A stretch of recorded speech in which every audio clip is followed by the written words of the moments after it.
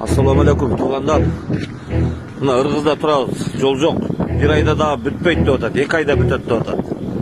Ыргызда целый айылын алып кетипти, бир айылын, бир чоң көпүрөнү, жолдорду полный алып кетиптир. Турабыз уже биз артка кайтышка туура келди. Артка кайтат экенбиз. Башка вариант жок. Террорчулардын биринин апасы Крокуста каза болгондордун жакындарынан кечирим сурады. Улум эмнеге, эмне үчүн мындай кылдың? Эгер Кудай үчүн кылган болсоң, сен эч качан шейит болбойсуң, деди террористтин апасы. Что хочу, сыночек? Расскажи, кто винит тебя в этом деле?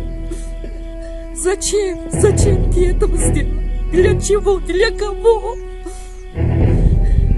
Если для Бога, ты никогда шейдом не станешь. Балыкчы шаарында өтө катуу шамал болуп өттү. Өзгөчө кырдаалдар министрлиги 30 мартка караган түнү саат 1:50 Ысык-Көл областына караштуу Балыкчы шаарында катуу шамал болгонун билдирди. Анын ылдамдыгы секундасына 24 метрден 28 метрге чейин жетти. Учурда катуу шамалдын кесепет зыяны такталып жатат. Өзгөчө кырдаалдар министрлигинин кызматкерлери жеринде тактоо иштерин жүргүзүүдө. Алдын ала маалыматка ылайык, жабыркагандар жана кыйроолор катталган жок деп жазылган маалыматта.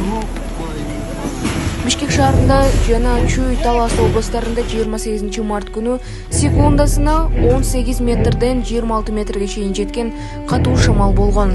Кырсыкта жалпысынан 20 адам жабыркаган жана алардын 6 ооруканада жатат.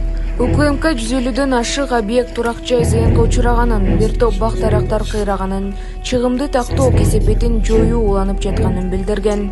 Бишкекте жана Чүйдө өзгөчө кырдаал режими киргизилген. Урматтуу Москвадагы мекендештер, сиздерге таза жана оригинал документтер керек болсо, сиздерге Абдуталип мырзаны сунуштайбыз. Алдыңыздарда турган бардык документтерди бат жана таза жасап берет.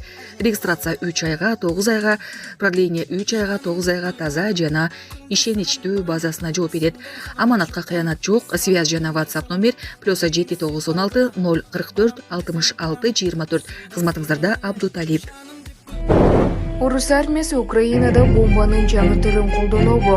Орус армиясы 28 мартка караган түнү Украинанын Харьков, Запорожье, Одесса областарына сокку урду.